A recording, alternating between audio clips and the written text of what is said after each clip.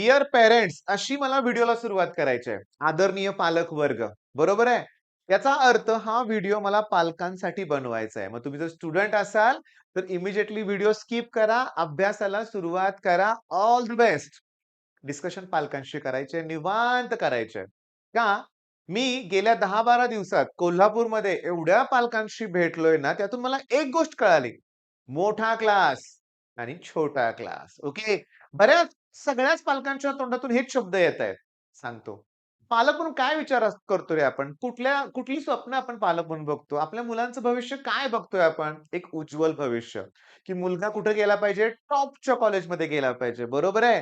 त्यासाठी ना मला कितीही मोठा क्लास लावायला लागला तरी चालेल. ती फी भरायची माझी तयारी आहे. त्याच्यासाठी मी लोन पण काढेन. पण मुलांना चांगलाच क्लास लावेन. म्हणजे चांगले म्हणजे कुठले आहेत? ब्रँड आहेत लक्षात घ्या. आता कोल्हापुरात तर काय विचारूच नका.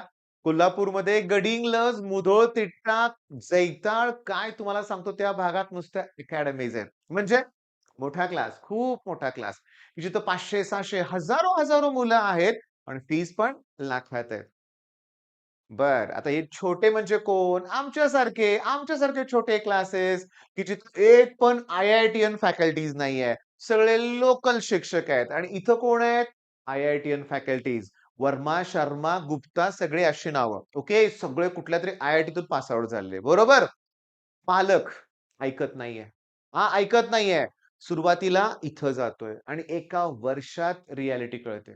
मुलगा डिप्रेशनमध्ये जातोय. होत नाहीये ते जे एन-डी-ए पण होत नाहीये. नीटच्या तयारीमध्ये पण प्रॉब्लेम होतोय. टेस्टचा स्कोरच होत नाहीये. मग बरोबर 1 वर्ष झालं ना, की मग हाच पालक इकडे येतोय आणि तोंडावर आमच्याशी बोलतोय, "तुमच्यासारखा ना एखादा छोटाच क्लास पहिल्यापासून लावायला पाहिजे होता." ओके. मग विषय तर तुम्हाला कळालाय. मोठा क्लास आणि छोटा क्लास. प्रॉब्लेम काय माहितीये का, की इथं लक्ष द्या. मी सांगतोय ते समजून घेण्याचा प्रयत्न करा बरं का. हा क्लास किंवा हे अकॅडमीज किंवा आमच्यासारखे छोटे क्लासेस म्हणूया आपण. सगळे क्लासेस चांगले आहेत. फक्त चुकतोय काय आपण, की आपण मुलांच्यावर अपेक्षाचं ओझं लादतोय का? असा विचार करायची वेळ आहे. मी तुम्हाला सांगतो YouTubeवरचा एक व्हिडिओ आहे बरं का. नाव आता मला आठवत नाहीये. त्याच्यावर मी पण एक व्हिडिओ बनवला होता. का बनवला व्हिडिओ? मी सांगतो. मुलांच्या बाजूने त्या व्हिडिओत थोडंसं बोलण्यात आलं होतं बरं का. मुलांची बाजू घेण्यात आली होती, की मुलं आपली तणावात कशी असतात, पालक कसे मुलांना त्रास देतात. असं त्या व्हिडिओत जो काही व्हिडिओ ज्याने बनवला तो बोलत होता. कॉमेंटमध्ये कॉमेंटमध्ये पण तशीच कॉमेंट, की माझे आई-वडील मला त्यांचा पेन्शन प्लॅन समजतायत आणि म्हणून माझ्यावर अत्याचार केले जातायत. माझ्यावर हे बंधनं लादली जातायत. मला सोशल लाईफ राहिलं नाहीये. मला कुठल्याही गोष्टी माझ्या आवडीच्या करून दिल्या जात नाहीत. सारखा अभ्यास, अभ्यास, अभ्यास. आणि त्या कॉमेंटला 8,000 मुलांनी लाइक केलं होतं. 8,000. ओके. व्हिडिओचं नाव आठवलं मला टॉक्सिक पेरेंट्स. मी पण व्हिडिओ बनवला त्याच्यावर. Toxic parents. आपली मुलं आपल्याला त्यांचा शत्रू समजतायत. पण त्यांना त्रास देतोय असं त्यांना वाटतं. का वाटायला लागलंय ना? 10वी पर्यंत सगळं चांगलं चाललं होतं ना? हो, छान स्कोर होत होतं ना? 95, 96, 97% मार्क पाडले ना? मग 11-12 मध्ये असं काय होतंय? माझा पर्सनली अनुभव सांगतो. माझ्याकडे एक स्टुडंट आला होता पुण्यावरून. ओके. एन-डी-एची प्रिपरेशन करायची होती. नाही टिकला माझ्याकडे. तो निघून गेला. ओके. निघून गेला. खूप तणावात होता, असं त्याचं म्हणणं होतं. पण आम्ही आमच्या डोळ्याने बघितलं. तो तर त्याचं लाईफ एन्जॉयच करत होता. पालक उलटे तणावात होते. अरे कुठला पालक आपल्या मुलाचं वाईट चिंतेल? नाही चिंतणार. बरोबर आहे. बरोबर आहे ना सांगा बघू? पण त्या मुलाचं म्हणणं काय होतं, "लहानपणापासून मला हॉस्टेलला ठेवलंय. माझ्यावर कधी प्रेमच केलं नाहीये. मला त्यांचा चेहरा बघायचा नाही. मला त्यांच्याशी बोलायचं नाहीये." साताऱ्यातील पण एक पालक लास्ट इयर मी तो अनुभव घेतला होता. या माणसाशी मला बोलायचंच नाहीये. मुलगा वडिलांबद्दल बोलतोय. अरे वडील म्हणून काय आपण करतो मुलांसाठी? बरोबर आहे सांगा बघू. किती कष्ट घेतो, किती काबाड कष्ट. आपल्या इच्छा, आपल्या काय सगळ्या गोष्टी बाजूला आपण मुलांचं पुरवण्याचा प्रयत्न करतोय. बरोबर आहे? मग ही गोष्ट त्यातलीच आहे. लाखो रुपये फी आपण त्यांच्याच भविष्यासाठी भरतोय.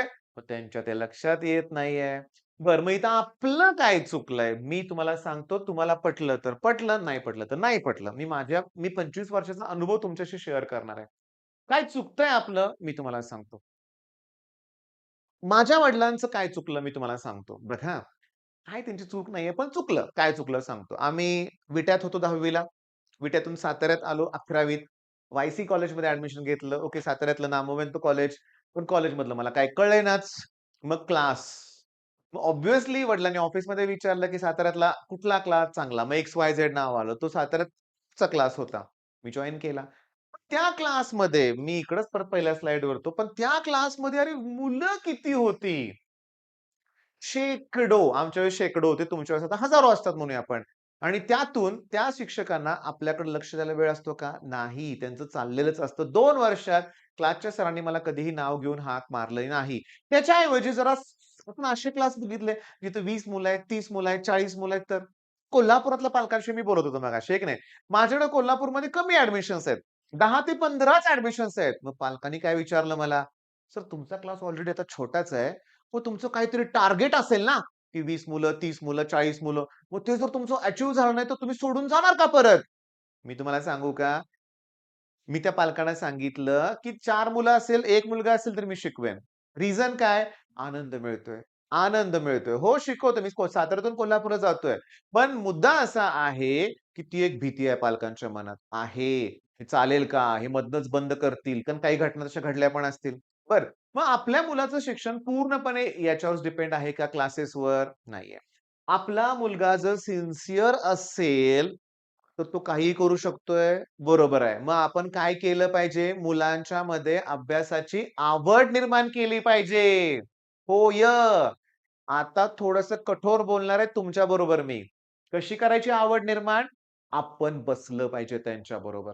मी बघितलंय की पालकाचा लगेच डायलॉग, "सर आमच्या वेळेस वेगळं होतं. हे सगळं आता वेगळं आहे."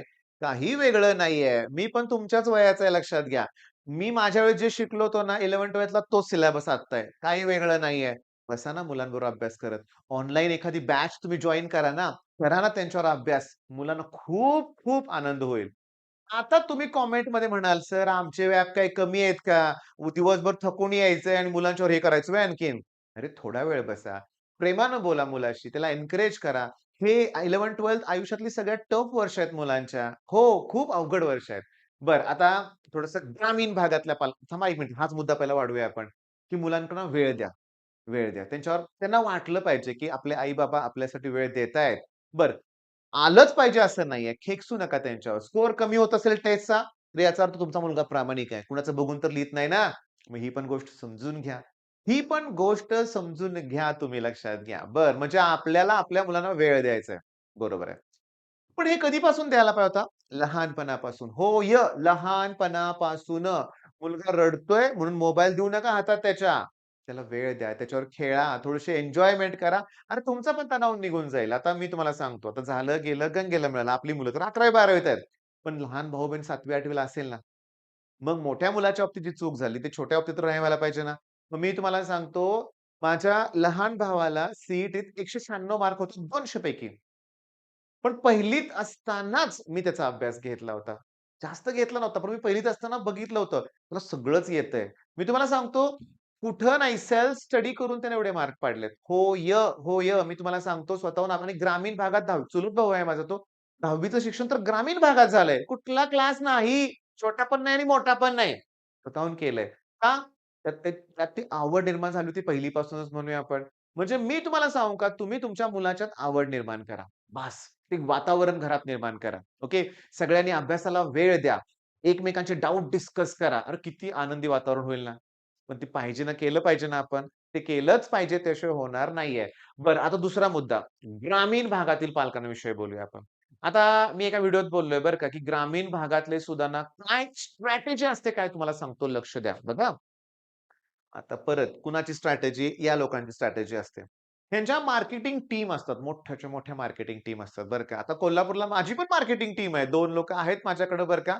कॉलिंग वगैरे करतोय आम्ही पण. का तिथे पण आम्हाला जास्तीत जास्त मुलांपर्यंत पोहोचायचं आहे म्हणून करतोय. प्रामाणिकपणे करतोय. बरं अशा वेळेस काही पालकांशी बोलताना मला जाणवलं, की भरपूर अकॅडमीचे कॉल येतायत. रोज 2-2, 3-3 कॉल येतायत. मग एवढे पैसे भरा, तेवढे पैसे भरा. आमचा असा रिझल्ट आहे, तसा रिझल्ट आहे. हे सांगितलं जातंय. डेमो लेक्चर्सला या म्हणलं जातंय. म्हणजे काय? लय मोठा बिझनेस आहे. बरोबर आहे. मग ग्रामीण भागातल्या पालकांना जरा कन्फ्युजन होतंय. मग अशा वेळेस काय होतंय? मोठ्या अकॅडमीच्या मोठ्या-मोठ्या गाड्याच येतायत, मोठी-मोठी मल्लुकं येतायत. शाळेत सेमिनार अरेंज केले जातायत आणि मुलांना थोडंसं जे टॉपर आहे ना, त्यांना टार्गेट केलं जातं. कारण अकॅडमीवाल्यांना माहिती आहे, मोठा मासा गळाला लागला, की बरोबर बाकीचे पण 4-5 मित्र येतातच. आणि टॉपरला थोडी फी मध्ये सवलत दिली की झालं काम. लावला रिझल्ट तर चांगलाच आहे. नाही लागला, नाही लागला. पुढच्या वर्षी पॅटर्न आहेच किंवा ॲडमिशन्स असे वाढवले जातायत. ओके. बरं आता सगळं ठीक आहे. सगळं ठीक आहे म्हणूया आपण. आता झाले 11वी गेलेली आहे. आता 12th ला सुरुवात कशी करायची? बघा मी तुम्हाला सांगतो. तुमचा मुलगा जर 11वीतून 12वीत जाणार असेल ना, पहिली गोष्ट वेळ काढा आणि त्याला विचारा, की अभ्यास कसा चाललाय? मी तुम्हाला सांगतो, की आता कोल्हापुरातच एक मुलगी स्टुडंट आहे तिच्याशी मी बोललो. नाव नाही सांगत. फोनवरून बोललो मी सुद्धा. "कसा चाललाय अभ्यास? कुठला विषय अवघड होतोय?" "मला काय अवघड वाटत नाही. मला सगळं जमतंय. मी छान चाललाय अभ्यास माझा." मग मी तिला म्हटलं, "चला ठीक आहे, फोन स्पीकरवर लाव." आणि मी ट्रिगो 2 मधला एक सिंपल फॉर्म्युला विचारला. "हां, त्याचं काय आहे सर?" "ट्रिगो 2 बरेच दिवस मी बघितलं नाहीये, त्यामुळे रिवाईज करावं लागेल." "हां, नाही चालणार. नाही चालणार." नाही चालणार. मग ट्रिगो 2 जाऊ दे. मग मी तिला ऑर्गॅनिकची रिएक्शन विचारली. "सर ऑर्गॅनिक अजून क्लासमध्ये स्टार्ट झालेलं नाहीये." "ओके.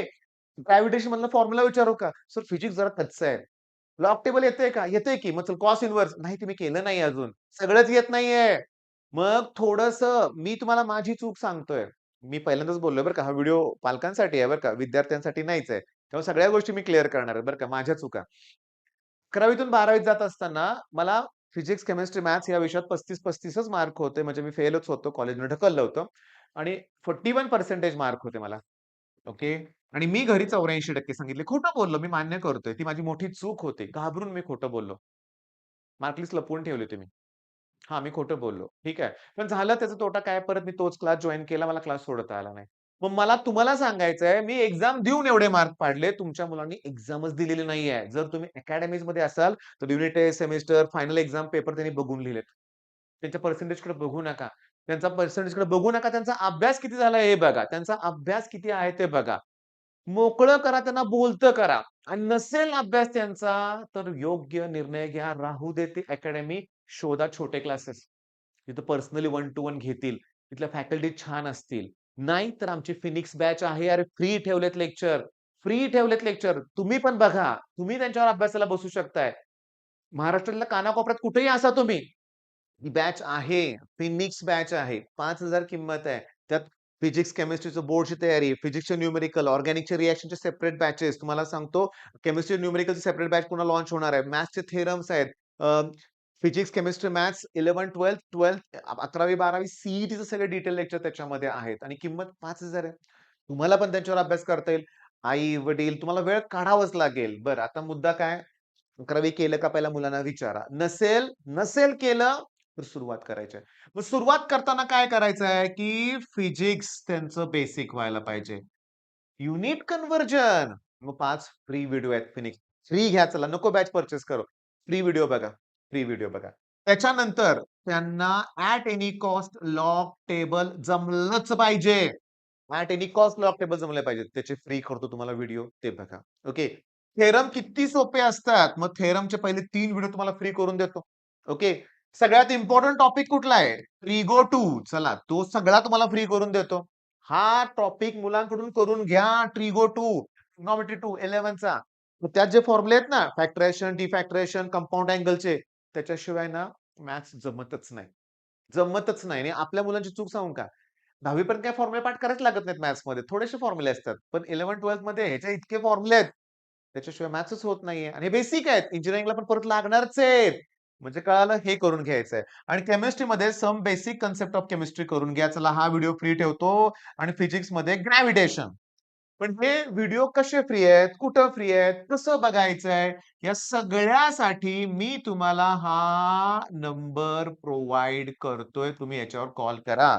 पण त्याचबरोबर मी तुम्हाला सांगतो, त्याचबरोबर टेक एस्पायर नावाचं चॅनल तुम्हाला फॉलो करायचंय. प्रदीप सरांचं चॅनल आहे किंवा माझं स्पेलिंग बघा बरोबर आहे का? टेक एस्पायर किंवा फुंदे सर असे टाका प्रदीप फुंदे सर असं तुम्हाला दिसेल. त्याच्यात तुम्हाला ॲडमिशन रिलेटेड जे नंतर लागणार आहे तुम्हाला ते सुद्धा सगळा डाटा मिळेल. तर मी काय करतोय फुंदे सरांचा नंबर इथं फळ्यावर लिहितोय. ओके. तुम्हाला ॲडमिशन रिलेटेड, डॉक्युमेंट रिलेटेड कुठलाही डाउट असेल तर तुम्ही या नंबरवर कॉल करू शकता. 8767844774. ओके. बरं आता छोटा जरी क्लास असला, पण ते सीईटीचं घेतायत का? हे इम्पोर्टंट आहे बरं का. त्यांनी 11वीच्या त्यांच्या बॅचमधल्या मुलांकडे चौकशी करा. सीईटीचं काही घेतलंय का? आता माझा एक प्लस पॉइंट काय सांगतो, की माझ्या बघा ऑफलाईन बॅचच्या लोकांना सीईटी घेणं का अवघड वाटतं? ऑफलाईनचं पोर्शन जास्त आहे. टेक्स्टबुक संपवताना वेळ लागतो. मग एक धडा शिकवताना वेळ लागतो. एमसीक्यू केव्हा घ्यायचा? तर आमचं बॅलन्स काय होतं, की ऑफलाईनला आम्ही शिकवतो त्याचबरोबर ऑनलाईन जी आपली फिनिक्स बॅच आहे ना, त्यात आम्ही एमसीक्यूचे लेक्चर्स घेतोय. मुलं थांबतायत, बघतायत आणि तो अभ्यास प्रचंड होतोय. एरवी मुलं काय करतात, कॉलेज आणि क्लास करून निवांत राहतात. कोल्हापूरमधल्या एका पालकांशी मी बोललो. मुलगा कुठे आहे असं विचारलं, गेलाय क्रिकेट खेळायला. क्रिकेट खेळायला. सुट्टी होती ना दिवसभर क्लासला. सुट्टी खेळायला. आणि नेमकं आमचं बोलणं चाललं होतं, तोपर्यंत मुलगा पण आला. मी त्याला विचारलं, "अरे कुठल्या टीममध्ये आहेस? कुठले-कुठले मेडल्स तुला आत्तापर्यंत मिळाले? स्टेट लेव्हलचा आहेस का कुठल्या टीममध्ये?" "नाही म्हणलं, सर गल्लीत गेलो होतो खेळायला." "किती तास?" "4-5 तास क्रिकेट." मी सांगितलं, "बाबा क्रिकेटच खेळ, मला भेटायला सुद्धा येऊ नकोस." तो पण म्हणला, "ओके, नाहीच." कोल्हापूरची लोकं जरा रगील आहेत ना थोडीशी म्हणूया आपण. प्रेमळ पण आहेत बरं का रे बाळांनो. मुद्दा असा आहे, की माझं म्हणणं काय, की तुम्हाला काय करायचंय, की या नंबरवर बोला आमच्याशी. काउन्सिलिंग पालकांचं पण करणं गरजेचं आहे. विद्यार्थी राहतील. तुम्ही करा ना डेअरिंग, करा फोन. मी तुम्हाला सांगतो, ॲप डाउनलोड केल्या-केल्या मुलांना मी फोन करणार असं म्हणलं होतं बरं का. बोलायचं होतं. पण बऱ्याच वेळा ना, काही मुलं ते बिनधास्त बोलतात. हाय सर म्हणतात, "छान आहे, तुमचं समजतं आम्हाला," हे ते. पण काही मुलं घाबरून लगेच फोन ठेवून टाकतात. मग तुम्ही ॲज अ पॅरेंट्स म्हणून तुम्ही करा ना फोन. विचारा आम्हाला. तुमच्या मनातले प्रश्न विचारा. होय. चुकून मी बाळांनो म्हणणार होतो. बाळांनो म्हणून चालणार नाही कारण पालक बघतात मला माहिती आहे. 1 वर्ष उरलंय. बघता-बघता निघून जाईल. हातातली वेळ निघून जाईल. योग्य निर्णय घेणं गरजेचं आहे. ओके. आणि क्लिअरली एवढे फ्री व्हिडिओज आहेत. कसे बघायचे ते विचारा. ते एक त्यांच्याकडून करून घ्या. बसा तुम्ही त्यांच्यावर. तुम्ही पण बघा. मला खूप आनंद वाटतोय. साळुंखे नावाचे आमचे एक पालक आहेत बरं का. जेव्हा त्यांनी माझे व्हिडिओ बघितले ना, ते इतके खुश झाले ना, की विचारूच नका. सो तुम्ही डी-डी-टीचा स्ट्रक्चरचा व्हिडिओ त्यांनी बघितला. कुठला? डी-डी-टी. चला तुम्हाला शिकवतो. डी-डी-टी त्यांना इतकं आवडलं ना. डी-डी-टी. ओके. माहिती आहे तुम्हाला पावडर असते ती मुंग्या किंवा काय म्हणूया आपण कीटकांना मारण्यासाठी बरं का. मग डी-डी-टी या नावावरूनच कळतंय सांगतो.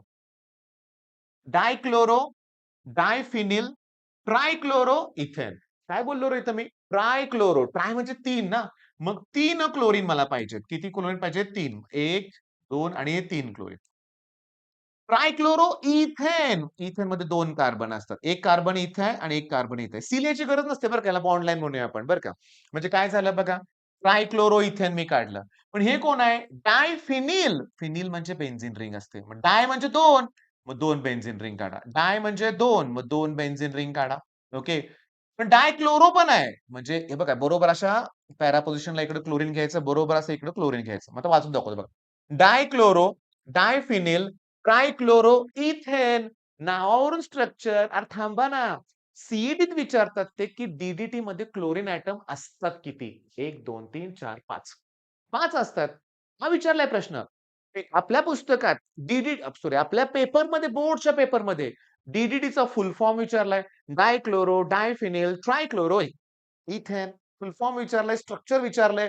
किती क्लोरीन असतात असं विचारलंय. 5 क्लोरीन असतात. मग आता हे एकदम सिंपल मेथडने मी शिकवलंय. हे करून घ्या मुलांकडून. त्यांना वेळ द्या. मग शेवटी घरात एक आनंदी वातावरण असणार आहे. नाहीतर मी बऱ्याच घरात तणाव बघितलाय, टेन्शन बघितलंय, फ्रस्ट्रेशन, डिप्रेशन, सगळा चिड मुलांची, त्यांचा होत नाहीये अभ्यास, पालकांची चिड तो पुन्हा किटकिट. नकोय. आनंदी आनंद हवाय आणि तो अभ्यास करून आनंद आणायचा आहे.